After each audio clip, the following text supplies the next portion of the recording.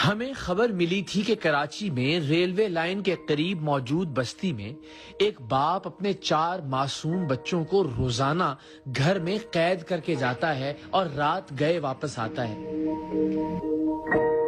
मासूम बच्चे ताला लगे लोहे के दरवाजे के नीचे से हाथ बाहर निकाल निकाल कर कभी अहले मोहल्ला से पानी मांगते हैं, कभी खाना।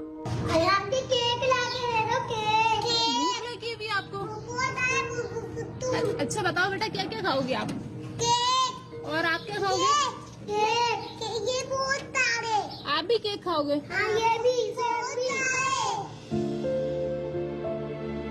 हम जब इन 4 नन्हे मुन्ने बच्चों को इनके अपने ही बाप की कैद से रिहाई दिलाने पहुंचे, तब भी इस एक कमरे पर मुश्तमिल मकान पर ताला पड़ा था और मासूम बच्चे दरवाजे के नीचे से हाथ बाहर निकालकर अपनी भूख मिटाने को कुछ मांग रहे थे। अच्छा, कितने बहन भाई हो आप? 4। चारों अंदर ही हो? हाँ। तो ऐसे ही बंद करके जाते हैं बाबा? हाँ। तो आप लोगों के खाने पीने का कौन इंतजाम करता है? मोहल्ले वाले भी? खाना दे दो। भाई पहले तो उनके लिए कुछ लेके आओ, यहीं से खाने पीने के लिए जाओ, जल्दी जल्दी जल्दी भाग के।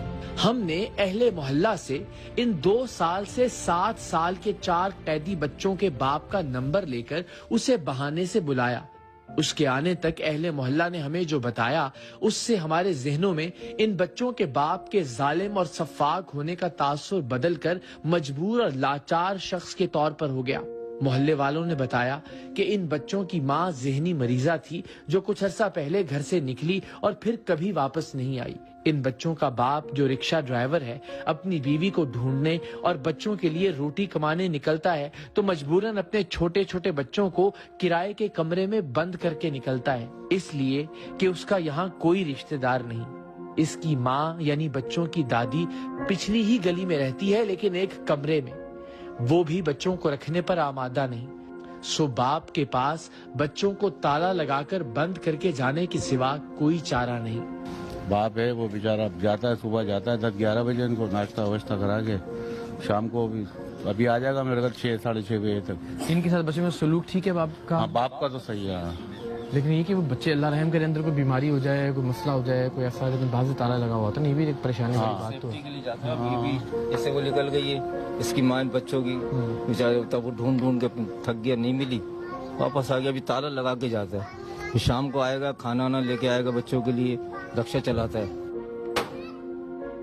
हमने मकान का ताला तोड़ा तो पता चला कि हम जिसे मकान समझ रहे थे वो तो महज एक कमरा है, सामान से मुकम्मल खाली कमरा। खुदाए वाहिद की कसम, इतना खाली मकान मैंने जिंदगी में आज से पहले कभी नहीं देखा। अस्सलाम वालेकुम, क्या हाल है आपका?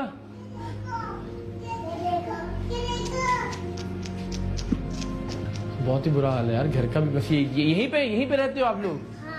मैं यहाँ बैठ जाऊँ आपके पास? क्या हाल है आपका? सही है। क्या नाम है आपका?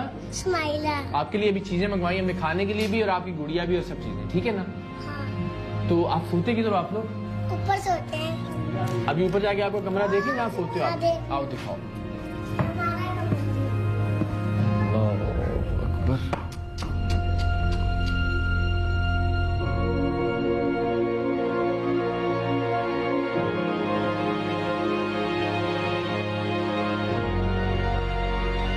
कुछ ही देर में बच्चों का बाप भी आ गया, जिसे हम कुछ देर पहले तक संगदिल और सफाक समझ रहे थे। जब इसने अपनी कहानी सुनाई तो हमें समझ ही नहीं आ रहा था कि किसे कसूरवार ठहराए। अभी मैं निकल के गया हूँ, अभी 5 मिनट ये खाना पड़ा हुआ है,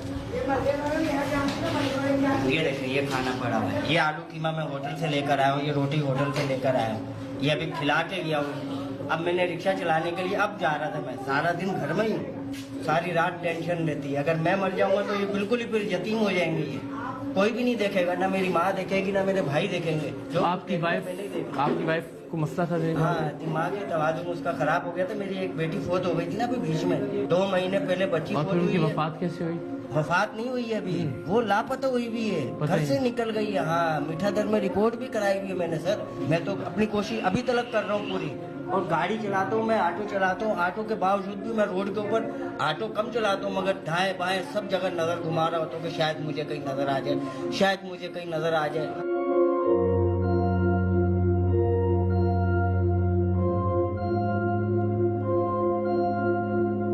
अभी भी 1,20,000 रुपये मेरे ऊपर किराया चढ़ा हुआ है। मेरे मालिक को खानदानी आदमी है, बोलता नहीं है वो। उसकी भी मेहरबानी है। इलाके में सब जितने मेरे से खाली करवाने की कोशिश करी, लाली दिया कि हम 10,000 किराया देंगे, से घर खाली कराओ। उन्होंने बोला मैं क्यों करूँ, परेशान है बच्चा। 14 साल से रहना, कभी रिकॉर्ड खराब नहीं हुआ। 1.5 साल से रिकॉर्ड खराब हुआ। और 1.5 साल में क्या हुआ? यही वाइफ का मसला, परेशानी, इसी के चक्कर में। ये तो मुझे मालूम है कि मैं किस तरीके से अपना सर्कल चला रहा हूँ। शहजाद की जिंदगी में गुर्बत भी है, बेबसी भी। अपने बच्चों को रोजाना ताला लगाकर बंद करके जाने का दुख भी है, और ज़हनी मरीजा बीवी के बिछड़ जाने का सदमा भी। आज हम शान रमजान के नेकी सेगमेंट का आगाज एक ऐसे मुश्किल और हल तलब मसले से कर रहे हैं जिसने हमें भी हिलाकर रख दिया है।